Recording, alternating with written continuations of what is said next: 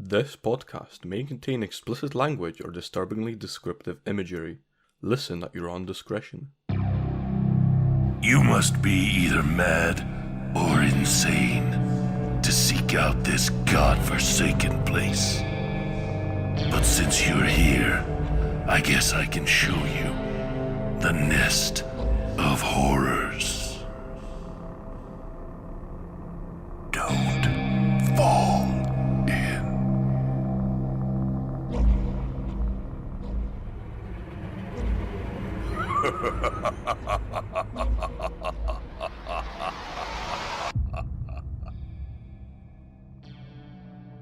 Today's story has been pulled out of the nest by Peter Frost David, entitled If You're Armed and at the Glenmont Metro, Please Shoot Me, narrated by Erosion Rob and Robin Regalado.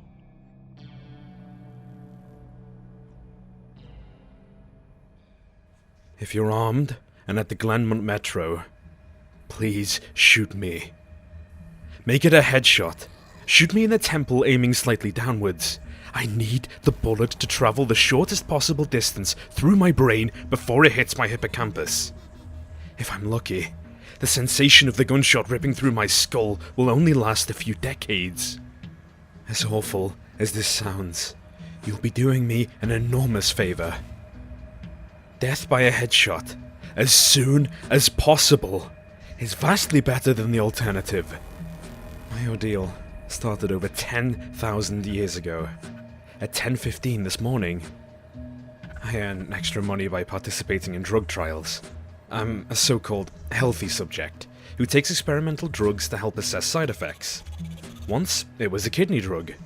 A few times it's been something for blood pressure or cholesterol. This morning, they told me the drug I took was a psychoactive substance intended to accelerate brain function. None of the drugs I had tested so far have ever done anything for me, in the recreational sense.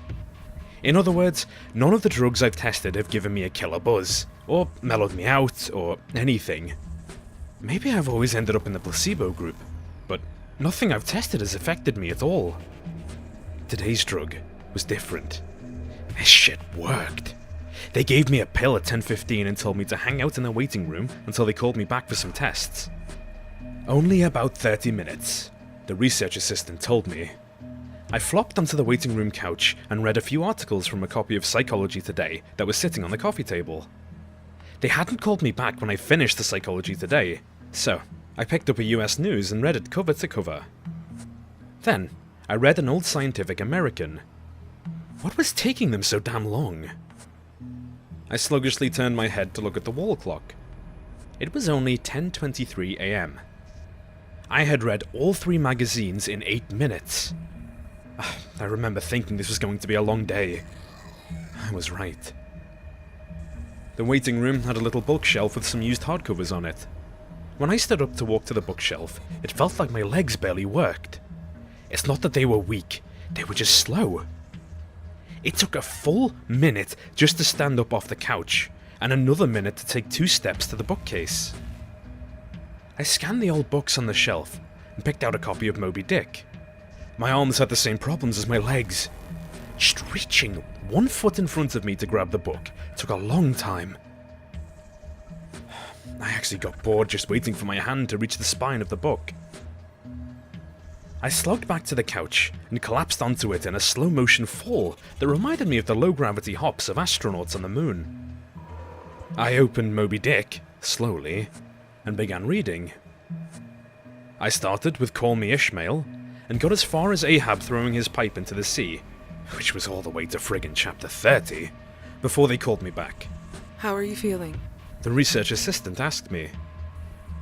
I feel slow, I said. Actually, it's the other way around. Everything seems slow because you're so fast. But my legs, my arms, they're moving in slow motion.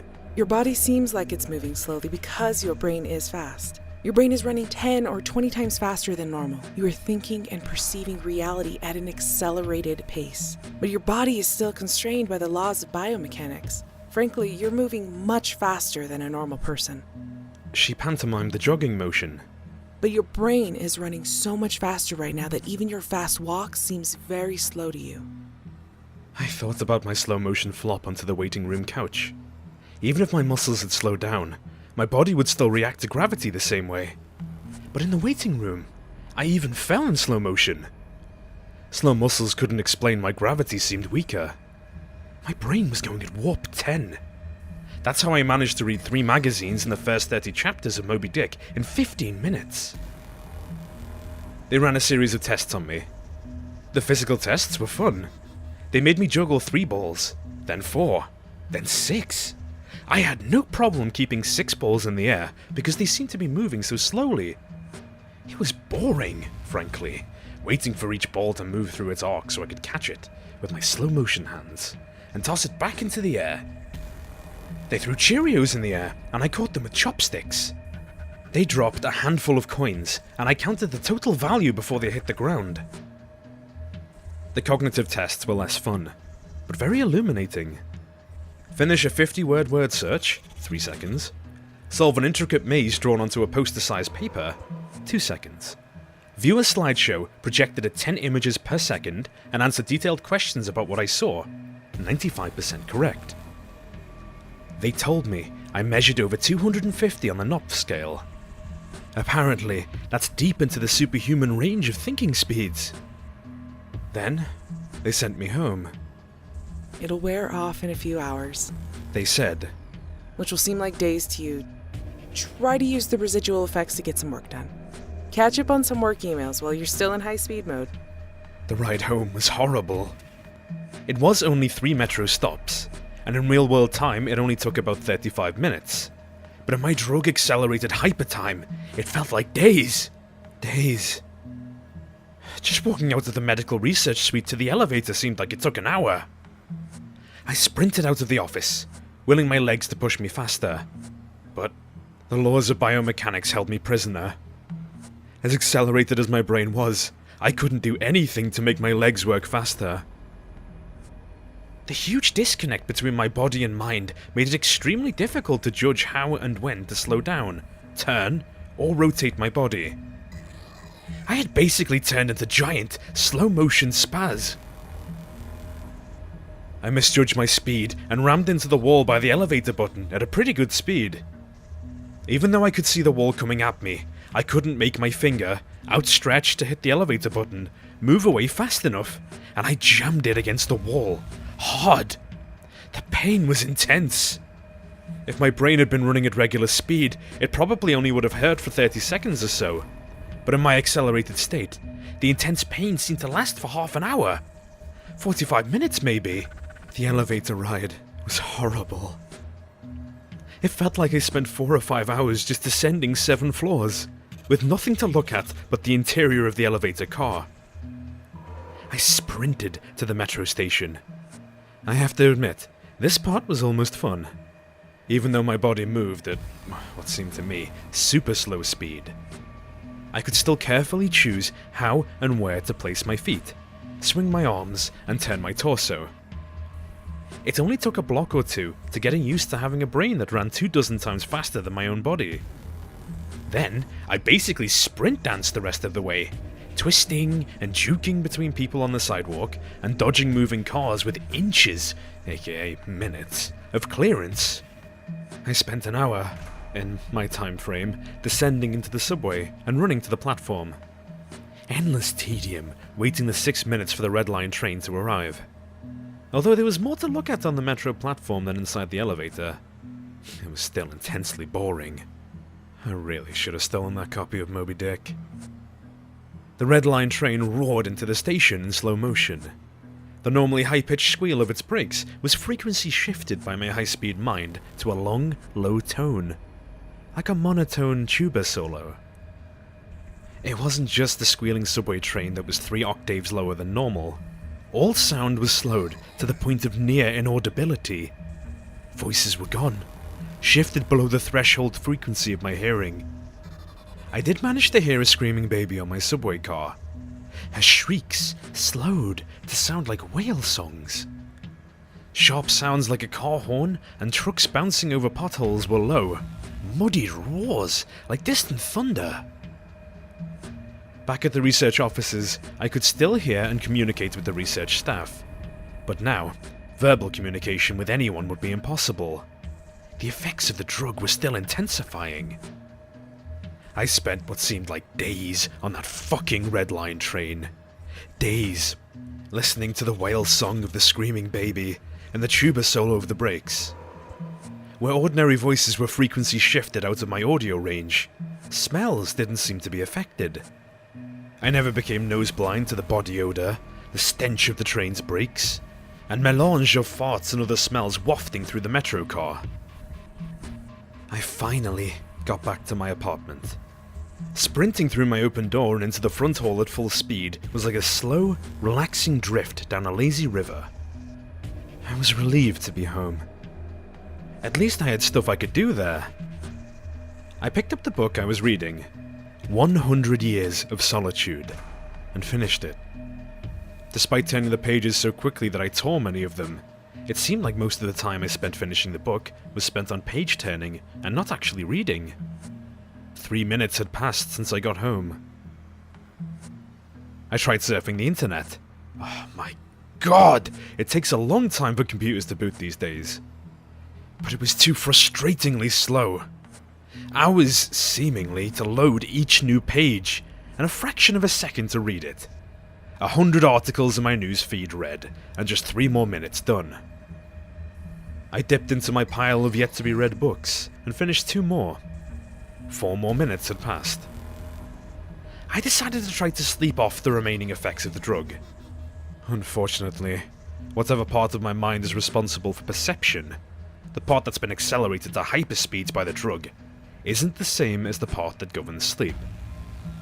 Despite being awake for what I perceived as days, my physical brain still thought it was 1:25 PM. It was not ready for sleep. Nevertheless, I tried to sleep. I walked to my bedroom, a slow 45-minute drift through my apartment, and flung myself into bed, lazily falling like a feather onto the mattress. I closed my eyes and laid there for hours and hours. 10 minutes of reality time before giving up. Sleep would not come. I was facing what was going to feel like days, or maybe even weeks, of being trapped in a slow-motion prison. So, I took an Ambien.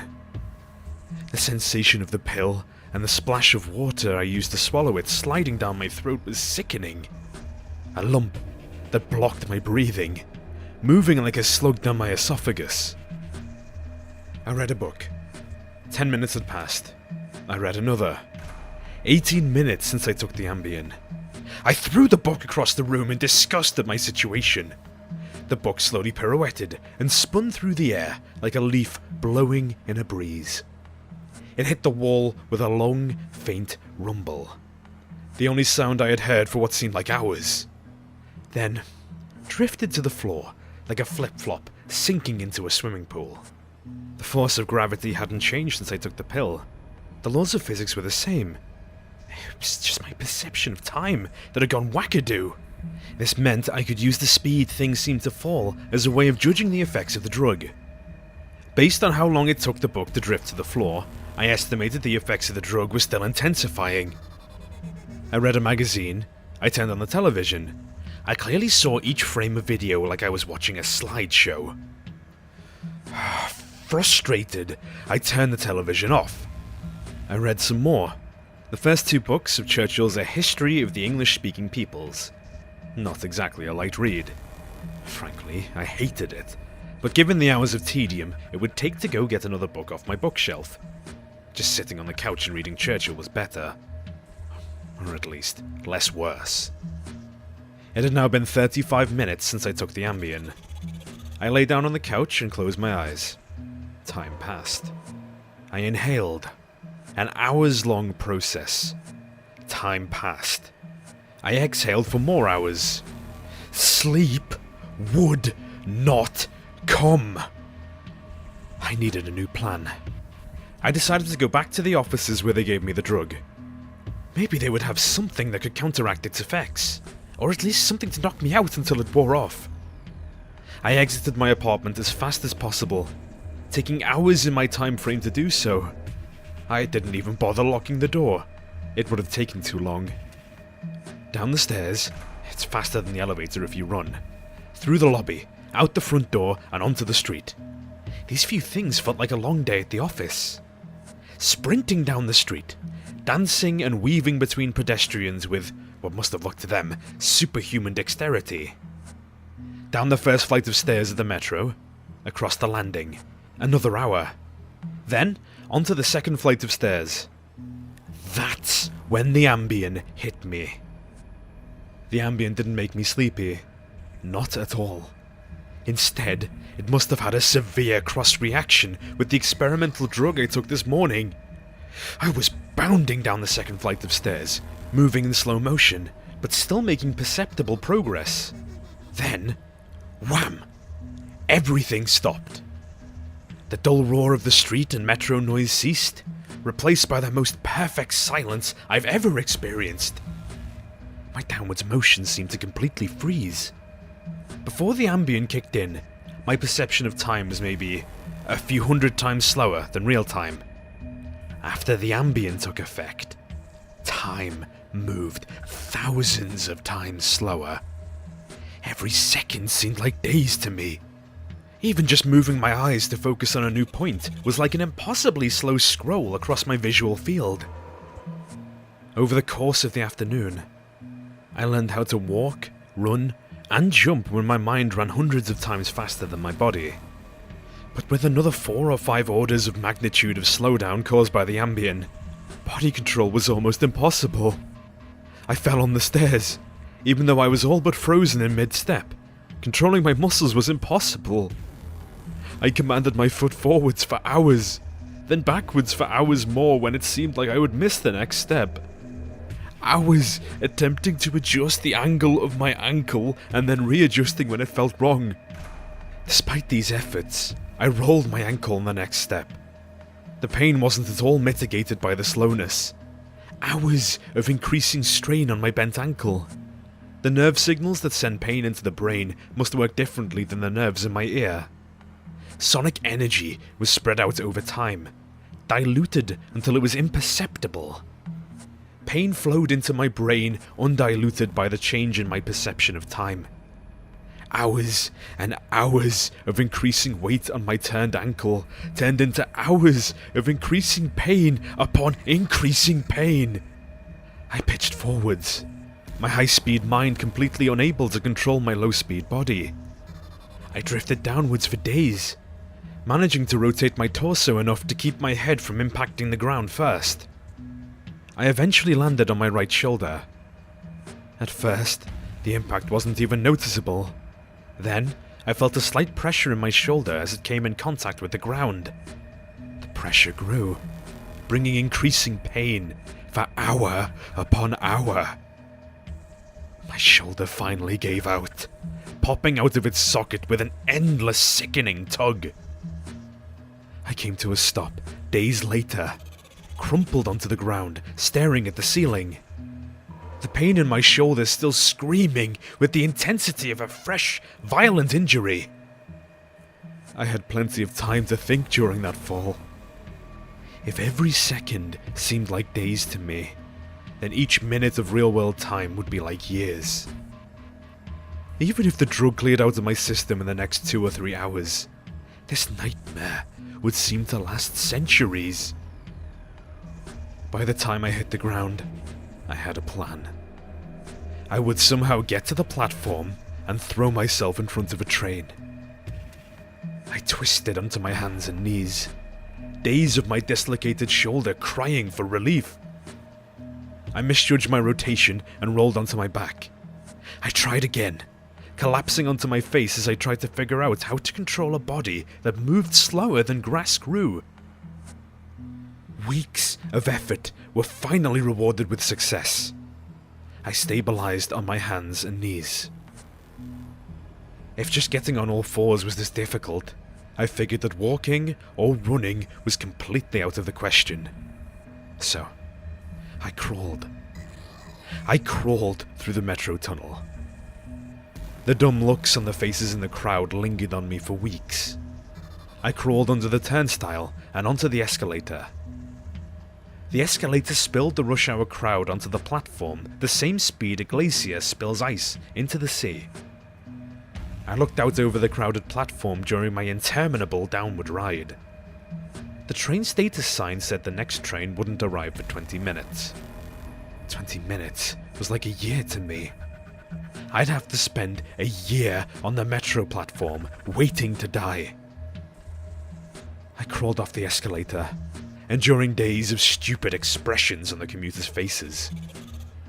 I crawled a few feet to a concrete bench and curled up next to it, trying to find a position to lessen the pain in my shoulder.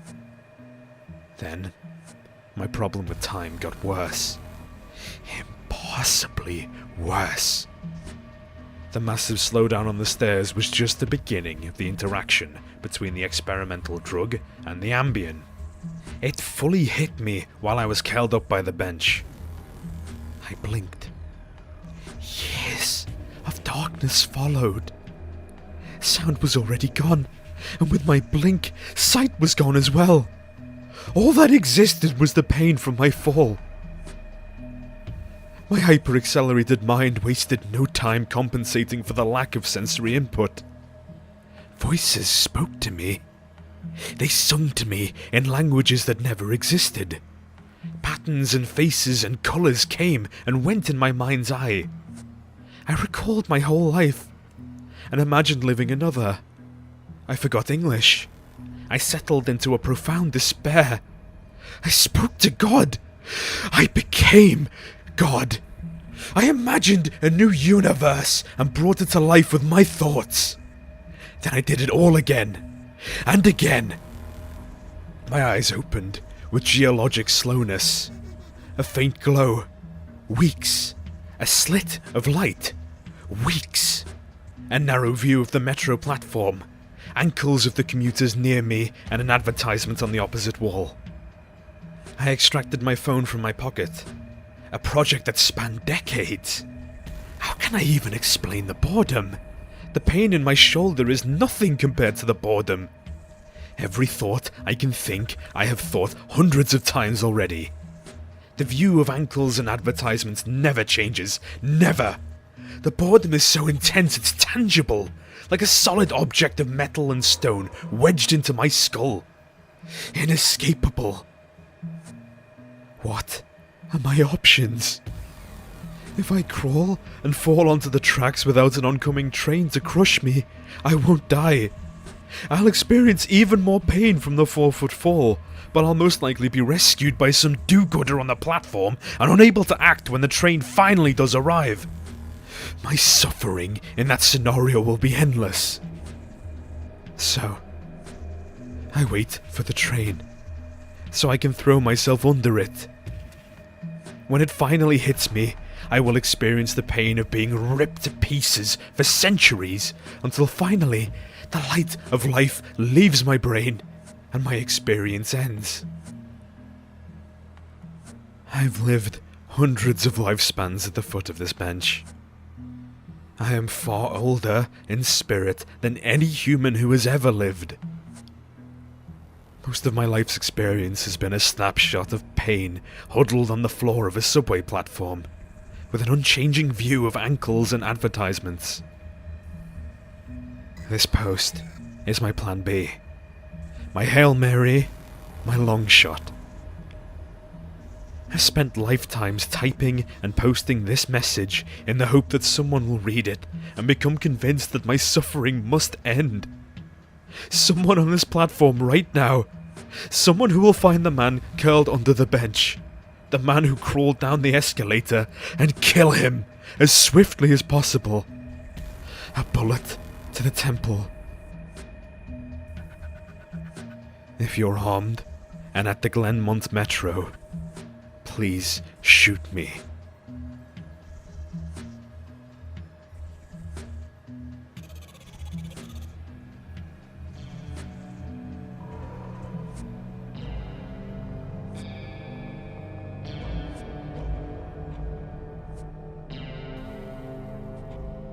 Hope you enjoyed this episode and will join us for more.